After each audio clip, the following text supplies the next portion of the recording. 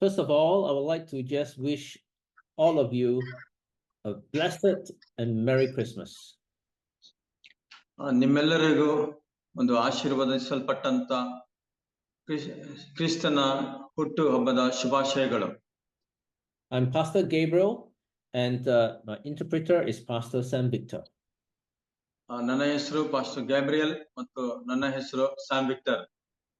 Today I would like to bring to you this special message, the best gift you can ever give. ನೀವು ಕೊಡಬಹುದಾದ ಅತ್ಯುತ್ತಮವಾದ ಉಡುಗೊರೆಯನ್ನು ಕುರಿತು ನಾನು ಈ ದಿನ ಸಂದೇಶವನ್ನು ಕೊಡಲಿಕ್ಕಿದ್ದೇನೆ. Now some of you are thinking what you should give to your friend or loved ones this Christmas.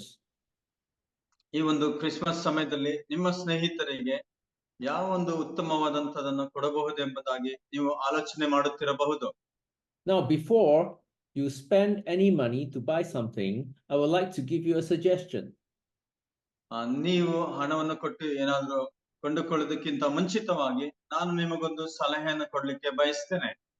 It is the best gift that you can ever give. ನೀವು ಎಂದಾದರೂ ಕೊಡಬಹುದಾದ ಅತಿ ಉತ್ತಮವಾದ ಉಡುಗೊರೆ. And this gift is not Jesus.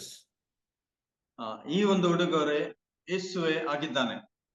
The best gift that you can ever give yourself or your loved ones is a new and transformed you.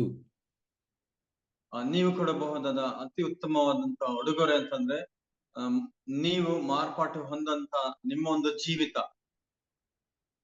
So a new and transformed you is the best gift. ಹೊಸ ಮಾರ್ಪಾಟುಗೊಂಡ ನೀವೇ ಅತಿ ಉತ್ತಮವಾದಂತ ಉಡುಗೊರೆಯಾಗಿದ್ದೀರಿ. Now in the days of Noah, those are dark ದಿನಗಳಲ್ಲಿ those are dark times. ಆಗ ಕತ್ತಲೆ ದಿನಗಳಾಗಿದ್ದವು. So the Lord saw the wickedness of man was great on the earth. ದೇವರು ಭೂಮಿಯ ಮೇಲೆ ನೋಡಿದಾಗ ದುಷ್ಟತನವು ಹೆಚ್ಚಾಗಿತ್ತು. And every intent of the thoughts of his heart are only evil. ಮತ್ತು ಮನುಷ್ಯನ ಇದ್ದಂತ ಹೃದಯದ ಪ್ರತಿಯೊಂದು ಆಲೋಚನೆಯು ಬರೀ ಕೆಟ್ಟದೇ ಆಗಿತ್ತು. So the Lord repented that he had made man on earth. Pastor Sam, can you read? ಯೆಹೋವನ ನುಡಿ ತಾನು ಭೂಮಿಯ ಮೇಲೆ ಮನುಷ್ಯರನ್ನು ಉಂಟು ಮಾಡೋದಕ್ಕೆ ಪಶ್ಚಾತ್ತಾಪ ಪಟ್ಟು ತನ್ನ ಹೃದಯದಲ್ಲಿ ನೊಂದುಕೊಂಡನು. ಮತ್ತು ಯೆಹೋವನು ನಾನು ಸೃಷ್ಟಿಸಿದ ಮನುಷ್ಯ ಜಾತಿಯನ್ನು ಭೂಮಿಯ ಮೇಲಿನಿಂದ ಅಳಿಸಿ ಬಿಡುವೆನು, ಅದನ್ನುಂಟು ಮಾಡೋದಕ್ಕೆ ನನ್ನಲ್ಲಿ ಪಶ್ಚಾತ್ತಾಪ ಹುಟ್ಟಿತು, ಮನುಷ್ಯರೊಂದಿಗೆ ಸಂಕಲ್ಪವನ್ನು ಪಕ್ಷಿಗಳನ್ನು ಅಳಿಸಿ ಬಿಡುವೆನು ಅಂದುಕೊಂಡನು. So when the Lord repent, it does not mean that he had sinned. ದೇವರು ಪಶ್ಚಾತ್ತಾಪ ಪಟ್ಟಾಗ ಅದರ ಅರ್ಥ ಆತನು ಪಾಪ ಮಾಡಲಿಲ್ಲ. But rather he had a change of mind, he had a change of heart. ಆತನಲ್ಲಿ ಒಂದು ಬದಲಾದ ಮನಸ್ಸು ಮತ್ತು ಬದಲಾದ ಹೃದಯ ಇತ್ತು. Is it a change of mind concerning the creation of man? ಮನುಷ್ಯನನ್ನು ಸೃಷ್ಟಿ ಮಾಡಿದ ವಿಷಯವನ್ನು ಕುರಿತಾಗಿ ಬದಲಾದ ಮನಸ್ಸಾದು. But if God has changed his mind concerning man's creation, then you will not see new babies being born every day. ದೇವರು ಈ ಒಂದು ಸೃಷ್ಟಿಯನ್ನು ಕುರಿತು ಬದಲಾಯಿಸಿರುವುದಾದರೆ ನಾವು ಪ್ರತಿದಿನ ಹೊಸ ಕೂಸುಗಳನ್ನು ಹುಟ್ಟುವುದನ್ನು ನಾವು ನೋಡೋದಿಲ್ಲ. So he changed his mind not about not making man on earth. ದೇವರು ಭೂಮಿಯ ಮೇಲೆ ಮನುಷ್ಯನನ್ನು ಉಂಟು ಮಾಡುವ ಒಂದು ಕ್ರಿಯೆಯನ್ನು ಆತನು ತಿರುಗಿ ಅದನ್ನು ಮಾಡಲಿಲ್ಲ.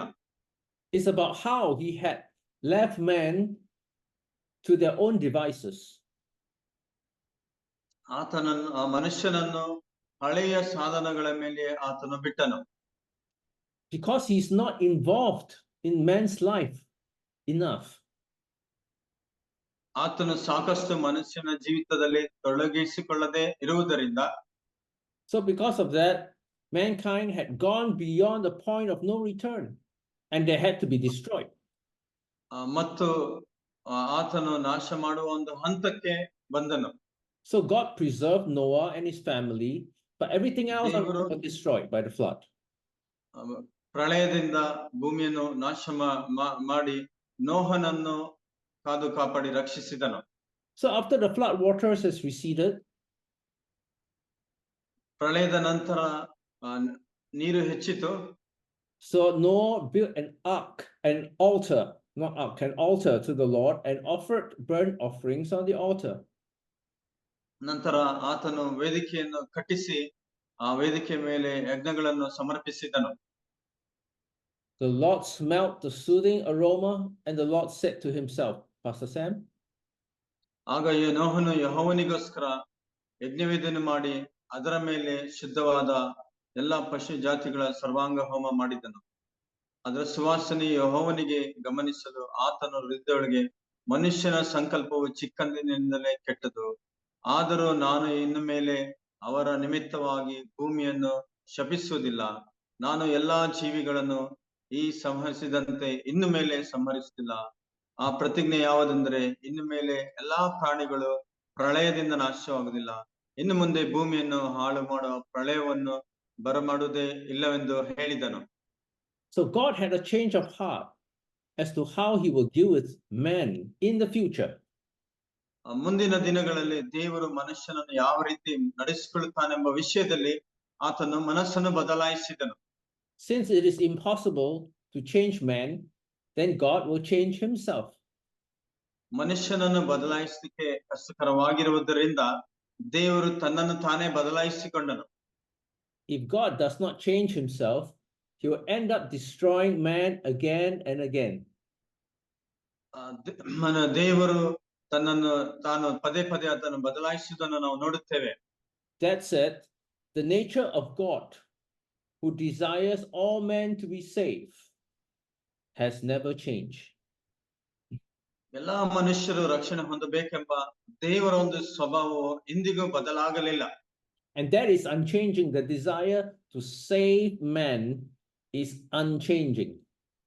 ಮನುಷ್ಯರನ್ನು ರಕ್ಷಿಸಬೇಕೆಂಬ ಒಂದು ಬಯಕೆಯು ಬದಲಾಗದೇ ಇರುವಂತದಾಗಿದೆ. God is changing the way he deals with men looking forward. ದೇವರು ಮನುಷ್ಯನನ್ನು ಯಾವ ರೀತಿ ನಡೆಸಿಕೊಳ್ಳಬೇಕೆಂಬುದಾಗಿ ಮುಂದೆ ಎದುರು ನೋಡುತ್ತಿದ್ದಾನೆ. Hence, when we face an impossible situation, ನಾವು ಅಸಾಧ್ಯವಾದ ಕಾರ್ಯವನ್ನು ಎದುರುಗೊಂಡಾಗ, when we face a difficult situation, ನಾವು ಕಷ್ಟವಾದ ಪರಿಸ್ಥಿತಿಯನ್ನು ಎದುರುಗೊಂಡಾಗ, we must not keep doing the same things and expect a different outcome. ನಾವು ಅದೇ ಕಾರ್ಯಗಳನ್ನು ಮಾಡಿ ಬೇರೆ ಒಂದು ಫಲವನ್ನು ನೋಡ್ಲಿಕ್ಕೆ ಸಾಧ್ಯವಿಲ್ಲ. We must stop and ask ourselves, is there something of me that I should change? ನನ್ನಲ್ಲಿ ಬದಲಾಗಬೇಕಂತದ್ದು ಏನಾದರೂ ಇದೆ ಎಂಬುದಾಗಿ ನಾವು ಪ್ರಶ್ನೆ ಮಾಡಿಕೊಳ್ಳಬೇಕು. And changing is a sacrifice. ಬದಲಾಗುವಂತದ್ದು ಒಂದು ತ್ಯಾಗವಾಗಿದೆ. So to sacrifice means losing a part, losing a piece of myself. ತ್ಯಾಗ ಮಾಡುವುದು ಅಂತಂದ್ರೆ ನನ್ನ ಜೀವಿತದಲ್ಲಿ ಒಂದು ಭಾಗವನ್ನು ಕಳೆದುಕೊಳ್ಳುವಂತದ್ದಾಗಿದೆ. And it requires humility. ಮತ್ತು ಇದಕ್ಕೆ ತಗ್ಗಿಸುವಿಕೆ ಅಗತ್ಯವಾಗಿದೆ. So when you change, the situation, no matter how difficult it may be, will also begin to change. ಎಷ್ಟೇ ಕಷ್ಟಕರವಾದಂತಹ ಪರಿಸ್ಥಿತಿ ಇದ್ದರೂ ಸಹ ಆ ಪರಿಸ್ಥಿತಿ ಬದಲಾಗುತ್ತದೆ. When you change yourself, the situation, no matter how difficult it may be, will also begin to change. All change begins with you. ನೀವು ನಿಮ್ಮನ್ನು ಬದಲಾಯಿಸಿಕೊಂಡಾಗ ಪರಿಸ್ಥಿತಿಯು ಎಷ್ಟೇ ಕಷ್ಟವಾಗಿರಲಿ ಅದು ಸಹ ಬದಲಾಗಲು ಪ್ರಾರಂಭಿಸುತ್ತದೆ. ಎಲ್ಲ ಬದಲಾವಣೆಗಳು ನಿಮ್ಮಿಂದ ಪ್ರಾರಂಭವಾಗುತ್ತವೆ. So to transform a seemingly impossible situation, you must be willing to give up a piece of yourself. ಚಿಕ್ಕ ಒಂದು ಅಸಾಧ್ಯವಾದ ಬದಲಾಗದ ಪರಿಸ್ಥಿತಿ ಬದಲಾಗಬೇಕಂತಂದ್ರೆ ನಿಮ್ಮಲ್ಲಿ ಸ್ವಲ್ಪ ತ್ಯಾಗ ಬದಲಾವಣೆ ಅಗತ್ಯವಾಗಿದೆ. Give it some time, the transformation will happen. ನೀವು ಸ್ವಲ್ಪ ದಯೆಯನ್ನು ತೋರಿಸಿದಾದ್ರೆ ಬದಲಾವಣೆ ಆರಂಭವಾಗುತ್ತದೆ. So that day God decided to give humanity a gift. ದೇವರು ಮನುಷ್ಯನಿಗಾಗಿ ಒಂದು ಉಡುಗೊರೆಯನ್ನು ಕೊಡ್ಲಿಕ್ಕೆ ನಿರ್ಧರಿಸಿದನು. The gift of God who no longer destroys. ಇನ್ನು ನಾಶ ಮಾಡದಿರುವಂತ ಒಂದು ದೇವರ ಒಂದು ತೀರ್ಮಾನ. but the God who transforms. ದೇವರು ಬದಲಾಯಿಸೋ ದೇವರಾಗಿದ್ದಾನೆ. So God put up a rainbow heralding a new beginning. ದೇವರು ಈ ಒಂದು ಕಮಾನ ಬಿಲ್ಲನ್ನು ತೋರಿಸಿದನು. ಇದರ ಅರ್ಥವೇನೆಂದರೆ ಒಂದು ಹೊಸ ಆರಂಭ. So that day God made everything new, beginning with himself. ದೇವರು ತನ್ನಿಂದಲೇ ಎಲ್ಲ ಹೊಸ ಕಾರ್ಯಗಳನ್ನು ಆರಂಭಿಸಿದನು. So what change or sacrifice did the Father make concerning himself to bring forth a new beginning? ಒಂದು ಹೊಸ ಆರಂಭವನ್ನು ತರುವುದಕ್ಕಾಗಿ ನಮ್ಮ ತಂದೆಯು ಎಂಥ ಒಂದು ಬದಲಾವಣೆಯನ್ನು ತಂದಿರುವುದನ್ನು ನಾವು ನೋಡುತ್ತೇವೆ. The Father sacrificed one part of himself when he sent his Son to redeem and save humanity. ಮಾನವ ಕುಲವನ್ನು ಉದ್ಧಾರ ಮಾಡಲು ತನ್ನ ಮಗನನ್ನು ಕಳುಹಿಸಿದಾಗ ತಂದೆಯು ತನ್ನ ಒಂದು ಭಾಗವನ್ನೇ ಬಲಿದಾನ ಮಾಡಿದನು. So in the beginning, the Son and the Father are one. ಮತ್ತು ತಂದೆ ಮಗನು ಒಬ್ಬರೇ ಆಗಿದ್ದರು. They share the same heart and they share the same mind. ಅವರು ಒಂದೇ ಸಾಲನ್ನು ಒಂದೇ ಭಾಗವನ್ನು ಹಂಚಿಕೊಂಡಿದ್ದರು. John chapter 1 verse 1 says, in the beginning was the Word, and the Word was with God, and the Word was God. He was in the beginning with God. ಯೋಹಾನ 1:1 ಹೀಗೆ ಹೇಳುತ್ತದೆ, ದೇವ ವಾಕ್ಯವು ಆತನ ಬಳಿಯಲ್ಲಿತ್ತು, ಆ ವಾಕ್ಯವೇ ದೇವರ ಆಗಿದ್ದನು, ಆ ವಾಕ್ಯವು ದೇವರ ಬಳಿಯಲ್ಲಿತ್ತೆಂಬುದಾಗಿ. But when the Word became flesh, ಆದರೆ ವಾಕ್ಯವು ನರವತಾರವೆತ್ತಿದಾಗ the Son became separated from the Father, ಮಗನು ತಂದೆಯಿಂದ ಪ್ರತ್ಯೇಕವಾದನು, having his own heart and having his own mind. ತನ್ನ ಸ್ವಂತ ಹೃದಯ ಮತ್ತು ತನ್ನ ಸ್ವಂತ ಮನಸ್ಸನ್ನು ಹೊಂದಿಕೊಂಡನು. So from then on, effort is needed to communicate with the Father. ಪ್ರಯತ್ನ ಬೇಕಾಗಿದೆ. So from then on, effort is needed to maintain communion between the Father and the Son. ತಂದೆ ಮತ್ತು ಮಗನ ನಡುವೆ ಒಂದು ಸಂಬಂಧವನ್ನು ಕಾಪಾಡಿಕೊಳ್ಳುವುದಕ್ಕಾಗಿ. The Father and the Son used to live in the same house. ತಂದೆ ಮಗರು ಒಂದೇ ಮನೆಯಲ್ಲಿ ವಾಸವಾಗಿದ್ದರು. But now they live in separate houses. ಆದರೆ ಈಗ ಅವರು ಬೇರೆ ಮನೆಗಳಲ್ಲಿ ವಾಸವಾಗಿದ್ದಾರೆ. So this is the sacrifice the Father had to make. ಈ ಒಂದು ತ್ಯಾಗವನ್ನು ತಂದೆಯು ಮಾಡಬೇಕಾಗಿತ್ತು. In order to save humanity from wickedness, he must make this sacrifice. ಮಾನವ ಕುಲವನ್ನು ರಕ್ಷಿಸುವುದಕ್ಕಾಗಿ ತಂದೆಯು ಈ ಒಂದು ತ್ಯಾಗವನ್ನು ಮಾಡಬೇಕಾಗಿತ್ತು. The sacrifice of perfect oneness with the Son. ಕುಮಾರನೊಂದಿಗಿದ್ದಂತ ಪರಿಪೂರ್ಣತೆಯ ಐಕ್ಯತೆಯ ಒಂದು ತ್ಯಾಗ. What about the Son? ಕುಮಾರನನ್ನು ಕುರಿತು ಏನು? Does the Son need to make sacrifices? ಈ ಒಂದು ಮಗನು ತ್ಯಾಗಗಳು ಮಾಡಬೇಕಾಗಿತ್ತ?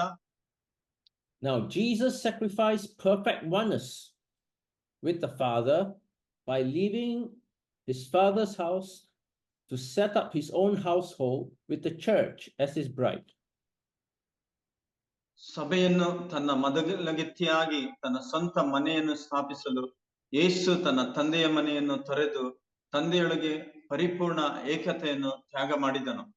So Jesus sacrificed perfect oneness with the Father, not just for 3 days, but forever. ಯೇಸು ಕೇವಲ 3 ದಿನಗಳಿಗೆ ಅಷ್ಟೇ ಈ ಒಂದು ಪ್ರತ್ಯೇಕವಾದ ತ್ಯಾಗವನ್ನು ಅಲ್ಲದೆ ಆತನು ಎಂದೆಂದಿಗೂ ಅದು ತ್ಯಾಗವನ್ನು ಮಾಡಿದನು. So even though he is now seated at God's right hand, ಆತನು ದೇವರ ಬಲಪಾರ್ಶ್ವದಲ್ಲಿ ಕುಳಿತುಕೊಳ್ಳದೇ ಇದ್ದರೂ, he is not living in the same house with the Father. ಆತನು ಒಂದೇ ಮನೆಯಲ್ಲಿ ವಾಸ ಮಾಡದೇ ಇದ್ದರೂ, they are not sharing one heart and one mind.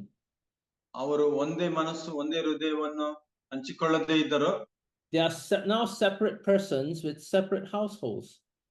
ಅವರು ಬೇರೆ ಬೇರೆ ಮನೆಗಳಲ್ಲಿ ಅವರು ವಾಸವಾಗಿದ್ದಾರೆ. But this is not what Jesus wanted. ಯೇಸು ಇದನ್ನು ಬಯಸಲಿಲ್ಲ. So he struggled at the Garden of Gethsemane.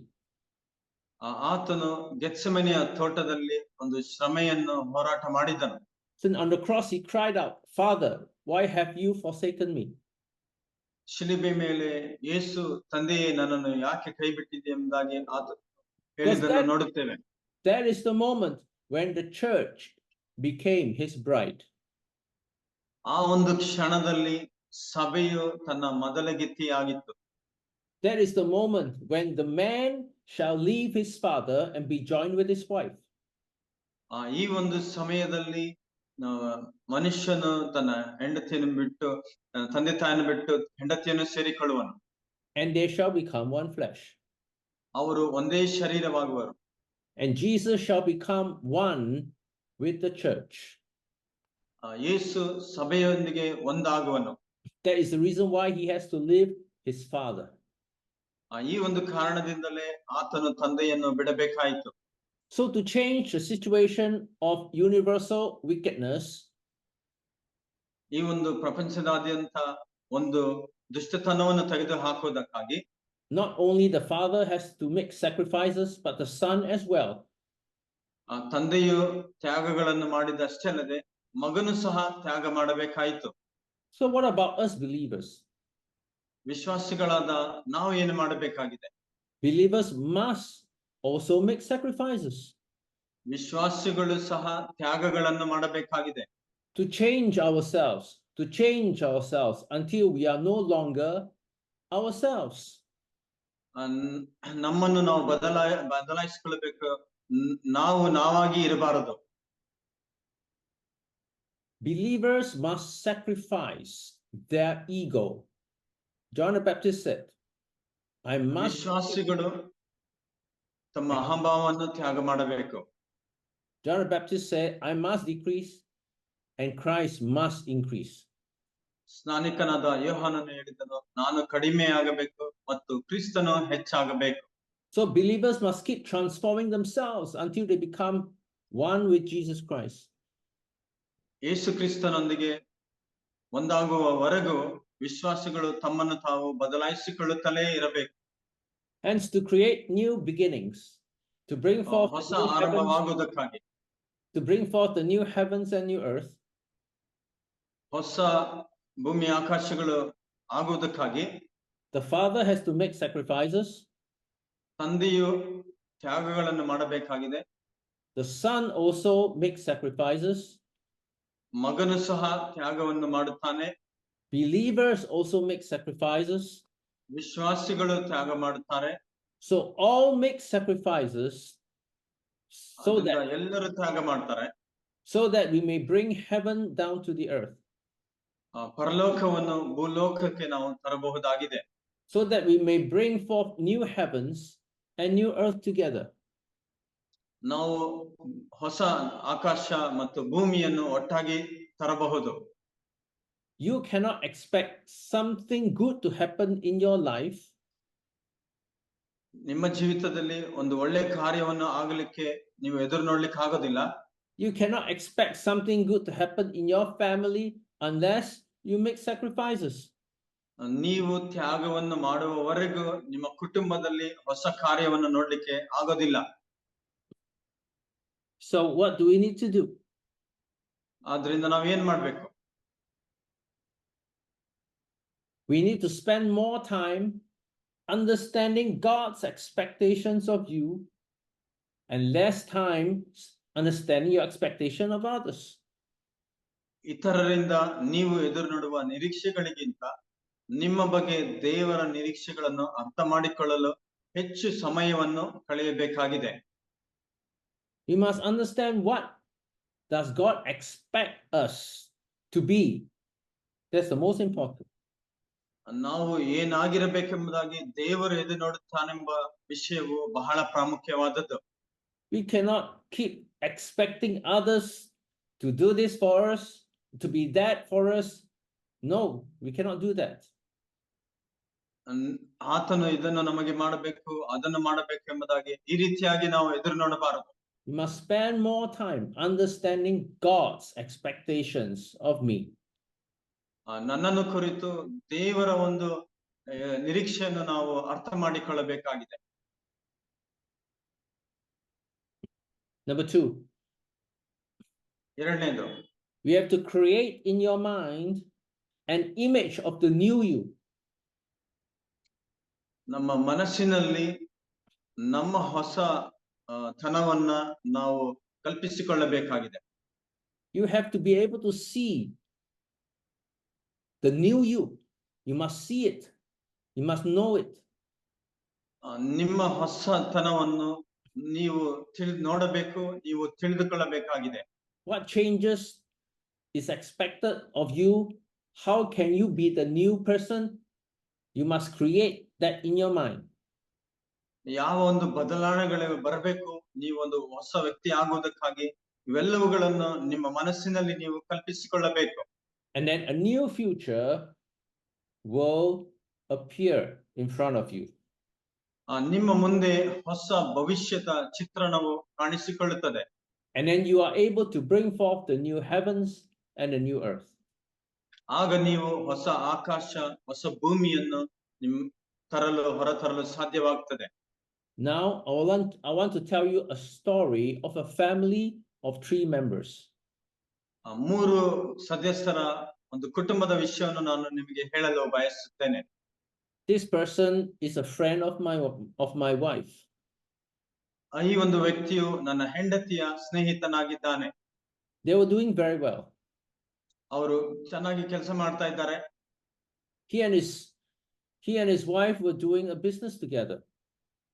ಅವರು ಮತ್ತು ಅವರ ಹೆಂಡತಿ ಒಳ್ಳೆಯ ಒಂದು ವ್ಯಾಪಾರವನ್ನು ಮಾಡ್ತಾ ಇದ್ದಾರೆ. But because of the frequent quarrels, they decided on a divorce. ಮತ್ತು ಅವರು ಆಗಾಗ್ಗೆ ಜಗಳವಾಡುತ್ತಾ ಇದ್ದ ಒಂದು ತೀರ್ಮಾನವನ್ನು ತೆಗೆದುಕೊಂಡರು. And there were dark times for him. ಆತನಿಗೆ ಒಂದು ಕತ್ತಲೆಯ ಸಮಯಗಳಿದ್ದವು. Dreams were shattered. ಮತ್ತು ಆ ಒಂದು ಕನಸುಗಳು ಕಣ್ಮರೆಯಾದವು. And his son was crying inconsolably. ಮತ್ತು ಅವನ ಮಗನು ಬಹಳವಾಗಿ ಆತನು ಗೋಳಾಡುತ್ತಾ ಇದ್ದನು. He started another business on his own. ಅವನು ತನ್ನ ಸ್ವಂತ ಒಂದು ವ್ಯಾಪಾರವನ್ನು ಆರಂಭಿಸಿದನು. But because of COVID, his business failed. ಮತ್ತು ಕೋವಿಡ್ ನಿಮಿತ್ತ ಅವರ ಒಂದು ಬಿಸಿನೆಸ್ ಅದು ವಿಫಲವಾಯಿತು. And he had to sell his house. ಮತ್ತು ಅವನು ತನ್ನ ಮನೆಯನ್ನು ಮಾರಬೇಕಾಯಿತು. Thus then, a close friend offered to be his property agent to sell his house for him. ತನ್ನ ಸ್ನೇಹಿತನು ಈ ಒಂದು ಆಸ್ತಿಗೆ ಮಾರಲು ಮಧ್ಯಸ್ಥನಾಗಿರಲು ಅದನ್ನು ನಿರ್ಧರಿಸಿದನು. Because he trusted his friend. ಅವನು ತನ್ನ ಸ್ನೇಹಿತನನ್ನು ನಂಬಿಕೊಂಡನು. He did not do some research, to look up on the market price of his landed property. ತನ್ನ ಒಂದು ಆಸ್ತಿಯ ಒಂದು ಬೆಲೆಯನ್ನು ತಿಳಿದುಕೊಳ್ಳಲು ಆತನು ಮಾರುಕಟ್ಟೆಯಲ್ಲಿ ಸಮೀಕ್ಷೆ ಮಾಡಲಿಲ್ಲ. So after his property was sold, he later realized that the property was sold at the price way below market price. ಮತ್ತು ಆ ಒಂದು ಆಸ್ತಿಯು ಮಾರುಕಟ್ಟೆ ಬೆಲೆಗಿಂತ ಬಹಳ ಕಡಿಮೆ ಬೆಲೆಗೆ ಮಾರಾಟವಾಯಿತೆಂಬುದಾಗಿ ತಿಳಿದುಕೊಂಡನು. So he lost a lot of money. ಆತನು ಬಹಳ ಹಣವನ್ನು ಕಳೆದುಕೊಂಡನು. And he also realized that the buyer of his property is the wife of this property agent. ಮತ್ತು ಈ ಒಂದು ಆಸ್ತಿಯನ್ನು ಕೊಂಡಂತ ವ್ಯಕ್ತಿಯು ಈ ಮಧ್ಯಸ್ಥನ ಹೆಂಡತಿಯಾಗಿದ್ದಳು. So he experienced a series of setbacks and failures. ಈ ರೀತಿಯಾಗಿ ಆತನು ಅನೇಕ ವೈಫಲ್ಯಗಳನ್ನು ಆತನು ಅನುಭವಿಸಿದನು. First, there is the divorce. ಮೊದಲನೇದಾಗಿ ಆತನ ಯಜಮಾನನಿಂದ. Then there's the business failure. ಮತ್ತು ತನ್ನ ವ್ಯಾಪಾರದ ವೈಫಲ್ಯತೆ. And then a betrayal by his friend. ತನ್ನ ಸ್ನೇಹಿತನಿಂದ ದ್ರೋಹ. So he was in deep depression. ಆತನು ಬಹಳವಾಗಿ ಚಿಂತೆಯಲ್ಲಿದ್ದನು. And so he decided to commit suicide. ಆದ್ದರಿಂದ ಆತನು ಸುಸೈಡ್ ಮಾಡಬೇಕೆಂಬುದಾಗಿ ಆಲೋಚನೆ ಮಾಡಿಕೊಂಡನು. So that day when he decided to end his life, ಅವನು ಆ ಸಮಯದಲ್ಲಿ ತನ್ನ ಜೀವಿತವನ್ನು ಕೊನೆಗೊಳಿಸುವುದೆಂಬುದಾಗಿ ತೀರ್ಮಾನಿಸಿದಾಗ his mother called him and asked him to go out for lunch with him. ಅವನ ತಾಯಿ ಅವನಿಗೆ ಕರೆ ಮಾಡಿ ತನ್ನೊಂದಿಗೆ ಊಟಕ್ಕೆ ಬರಬೇಕೆಂಬುದಾಗಿ ಆಮಂತ್ರಿಸಿದಳು.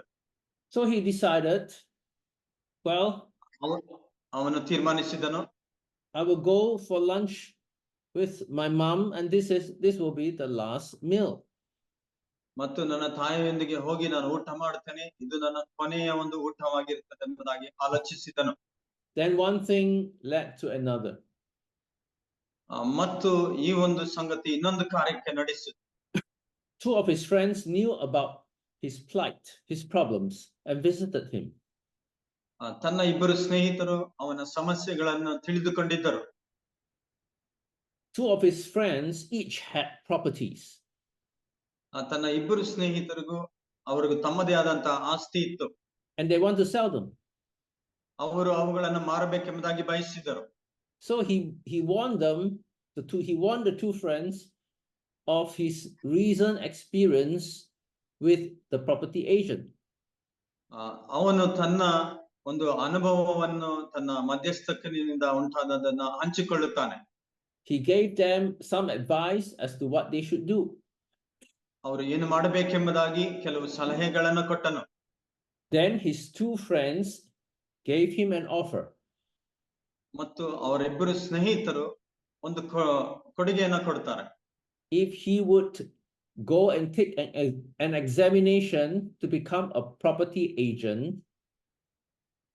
ಅವನು ಈ ಒಂದು ಆಸ್ತಿಗೆ ಮಧ್ಯಸ್ಥನಾಗಿರಲಿಕ್ಕೆ ಬಯಸುವುದಾದ್ರೆ, and if he passed the examination, they will let him sell their properties. ಆ ಒಂದು ಪರೀಕ್ಷೆಯಲ್ಲಿ ಅವನು ಸಫಲನಾದರೆ ಅವನು ತಮ್ಮ ಆಸ್ತಿಗೆ ಮಧ್ಯಸ್ಥನಾಗಿರಲಿಕ್ಕೆ ಸಾಧ್ಯವಾಗ್ತದೆ. So he thought about it. ಅವನು ಇದನ್ನು ಕುರಿತು ಆಲೋಚಿಸಿದನು. So he said he has lost everything. ಅವನಿಗೆ ಎಲ್ಲ ವಿಷಯಗಳು ತಿಳಿದಿದೆ. There's nothing to lose anymore. ಇನ್ನು ಮೇಲೆ ಕಳೆದುಕೊಳ್ಳಕ್ಕೆ ಏನೂ ಇಲ್ಲ. So he went for the examination. ಅವನು ಪರೀಕ್ಷೆಗಾಗಿ ಹೊರಟು ಹೋದನು. He studied hard. ಅದನ್ನು ಆರಂಭಿಸಿದನು. Then he passed the examination. ಅವನು ಆ ಪರೀಕ್ಷೆಯಲ್ಲಿ ಸಫಲನಾದನು. Then he went to market their properties and sell them. He sold them within 2 months. ಮತ್ತು ಅವನು ಇದನ್ನು ಮಾರುವುದಕ್ಕಾಗಿ ಅವನು ಮಾರುಕಟ್ಟೆಗೆ ಹೋದಾಗ 2 ತಿಂಗಳುಗಳಲ್ಲಿ ಈ ಆಸ್ತಿಯನ್ನು ಮಾರಿದನು. So this gave him new hope. ಇದು ಅವನಿಗೆ ಒಂದು ಹೊಸ ನಿರೀಕ್ಷೆಯನ್ನು ಕೊಟ್ಟಿತು. So he thought to himself, why not give himself another chance to live life? ಮತ್ತು ಜೀವಿತವನ್ನು ನಡೆಸುವುದಕ್ಕಾಗಿ ಯಾಕೆ ತನಗೆ ಒಂದು ಅವಕಾಶವನ್ನು ಕೊಡಬಾರದು ಎಂಬುದಾಗಿ. So he decided to give his son a new father. ತನ್ನ ಮಗನಿಗೆ ಹೊಸ ತಂದೆಯನ್ನು ಕೊಡ್ಲಿಕ್ಕೆ ಅವನು ತೀರ್ಮಾನಿಸಿದನು. He want to become a new person. ಅವನು ಹೊಸ ವ್ಯಕ್ತಿ ಆಗುವುದಕ್ಕಾಗಿ ಆತನು ತೀರ್ಮಾನಿಸಿದನು. So he worked very hard. ಅವನು ಕಷ್ಟಪಟ್ಟು ಕೆಲಸ ಮಾಡಿದನು. And he went door to door knocking in the flats. ಆ ಒಂದು ಕಟ್ಟಡದಲ್ಲಿ ಆತನು ಅನೇಕ ಬಾಗಿಲುಗಳನ್ನು ತಟ್ಟುತ್ತಾ ಆತನು ಮುಂದುವರೆದನು. So he went knock on the doors to ask the people to let him sell their flats, their apartments.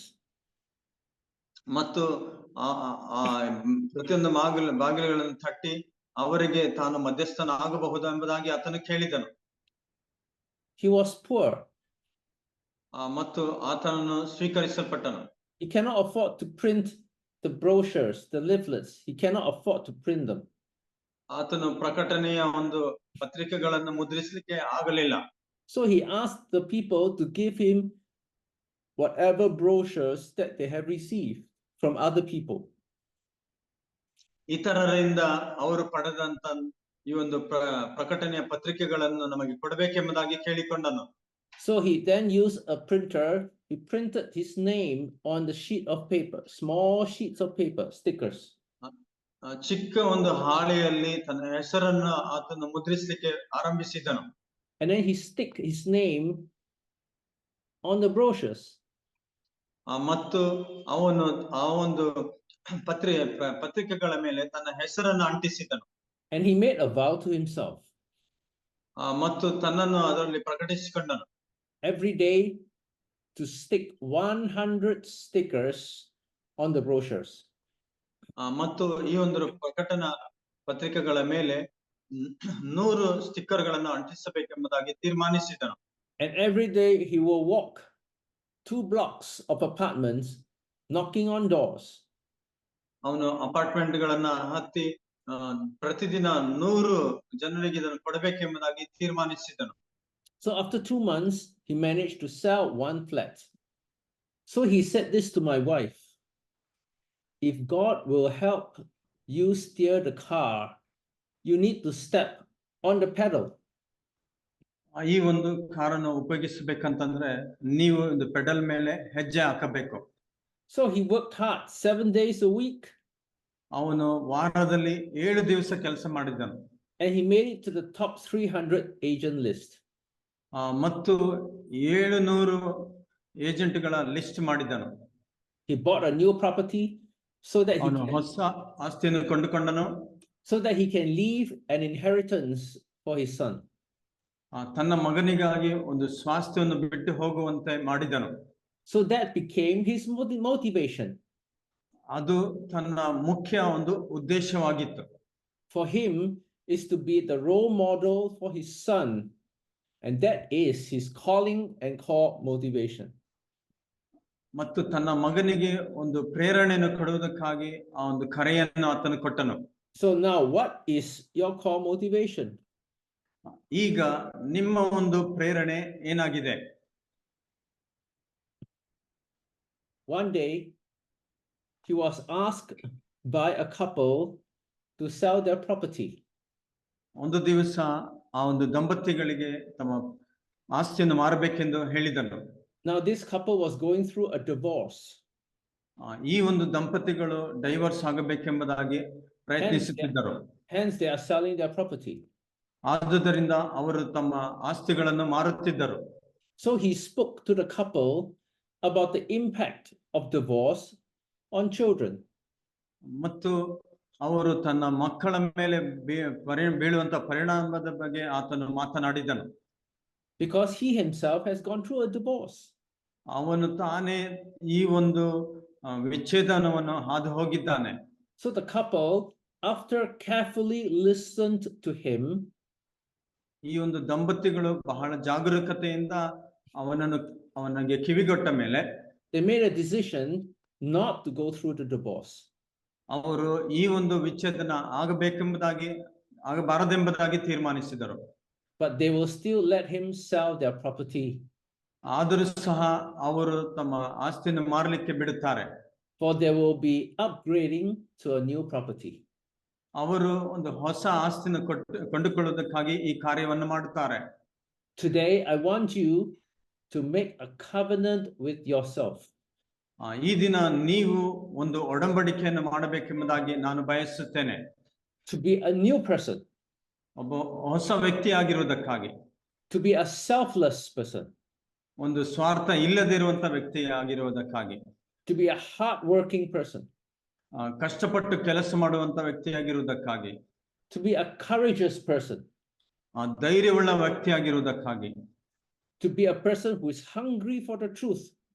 ಸತ್ಯಕ್ಕಾಗಿ ಕಷ್ಟಪಡುವಂತ ಒಂದು ವ್ಯಕ್ತಿಯಾಗಿರುವುದಕ್ಕಾಗಿ. And you will soon see a great transformation in your family and in your ministry.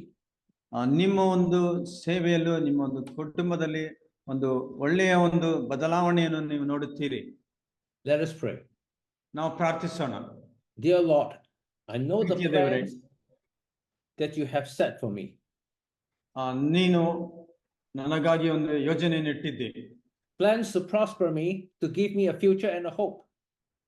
ನನಗಾಗಿ ಏಳಿಗೆ ಯೋಜನೆಯನ್ನು ಮತ್ತು ಒಳ್ಳೆಯ ಯೋಜನೆಗಳನ್ನು ಇಟ್ಟಿದ್ದಿ. Transform me so that I may be more understanding towards other people. ನನ್ನನ್ನು ಬದಲಾಯಿಸು, ಇತರರನ್ನು ಇನ್ನೂ ಹೆಚ್ಚಾಗಿ ನಾನು ಅರ್ಥ ಮಾಡಿಕೊಳ್ಳುತ್ತೇನೆ. Transform me so that I may become more like you. ನಾನು ನಿನ್ನ ಹಾಗೆ ಇನ್ನೂ ಹೆಚ್ಚಾಗಿ ಆಗುತ್ತೇನೆ, ನನ್ನನ್ನು ಬದಲಾಯಿಸು.